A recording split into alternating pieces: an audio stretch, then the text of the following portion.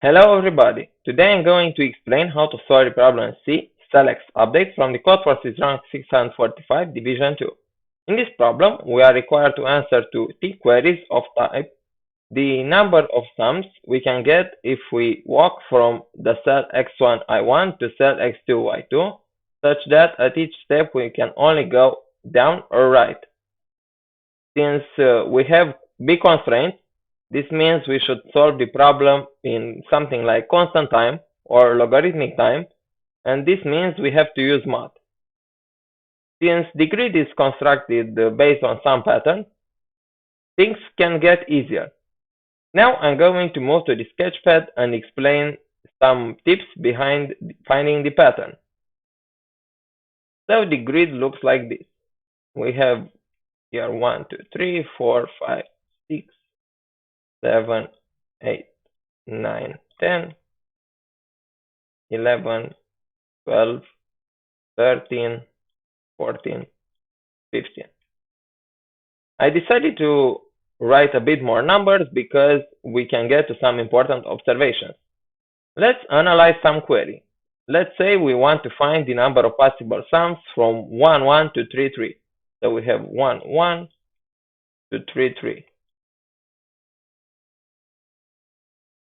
Since the numbers grow linearly, based on the fact that the first row of numbers is length 1, the second one has length 2, the third one has length 3, and so on. This means that if we can find the smallest and the biggest sum we can get, this means we can get literally every sum we want by just flipping to bottom or to right. Now let's visualize some path. Now we have a path from 1, 1 to 3, 3. Let's say we want to go like this. Firstly down and then all the way right.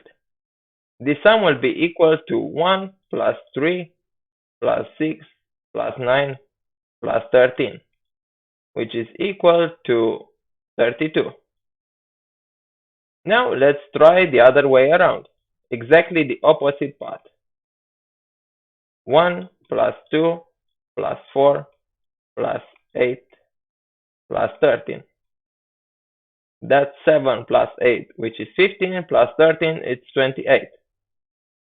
So this means we can get 32 minus 28 plus 1, 5 sums. Now, finding this sum is quite complicated since we would have to add up sums of the first n numbers. And that's quite complicated and also looks ugly. Now I'm going to introduce some easier approach. Let's stick to the path from 1, 1 to 3, 3. This means that we are going to have 1, 2, 3, 4, 5, 6, 7, 8, 9, 10, 11, 12, 13. Now, let's visualize the paths I mentioned earlier. This one, and this one, this one, and this one. Now, let's find the number in its triangular row for each of the numbers along the corner. This means that for, let's say 4, we are going to have 1, for 5 we are going to have 2, and for 6 we are going to have 3. For our query, it's going to look like this.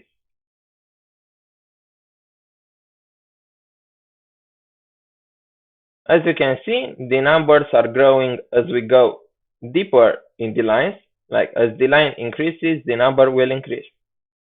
Now, we have removed the constant behind each line section, like diagonal section, and now the formulas are easier. Basically, we have two options. As I said, we can go either here and all the way down, or the other way around. Now, since we know the bounds for the line and the column, it's quite easy to compute these sums. Bear in mind that if we have equal lines or equal columns, the answer is 1, because there is only one path. So we should add this in the code. Now, let's analyze the minimum sum. The minimum sum is formed by the smaller number, which is the number of lines of the first element, so x1 multiplied by the number of columns, which is y2 minus i1 plus 1. And the other part is the sum from the number of line plus 1 up to the number of the second line. So let's say I note g of x1 plus 1 and g of x2.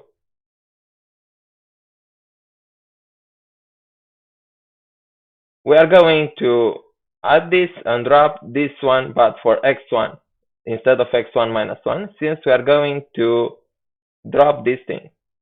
By g of x, I have noted this sum, x multiplied by x plus 1 divided by 2, which is the sum of the first x numbers. Now, this case can be solved similarly. Instead, we are going to have x2 multiplied by this number and also the same sum. We can just ignore it and bear in mind that we only have to compute some difference in lines. Without further introductions, let's move to the source code. As you can see here, I got pretest passed, and the solution is quite short, and I'm going to explain it in depth. For the first sum, as you can see, I have found the number of columns, and I multiplied by the number of the first line, and then did the Gauss sum. The Gauss sum is another name for the sum of the first 10 numbers.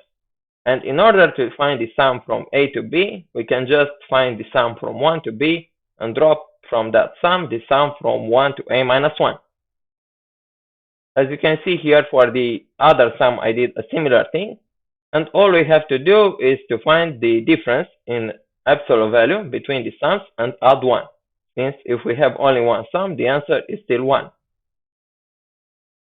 If you liked watching this video, please like the video, subscribe to the channel, and press the bell button in order to be the first one to get notifications about the new video. Also, join the Discord server in the description for more competitive programming content. Until the next time, stay safe, stay healthy, good luck, and goodbye.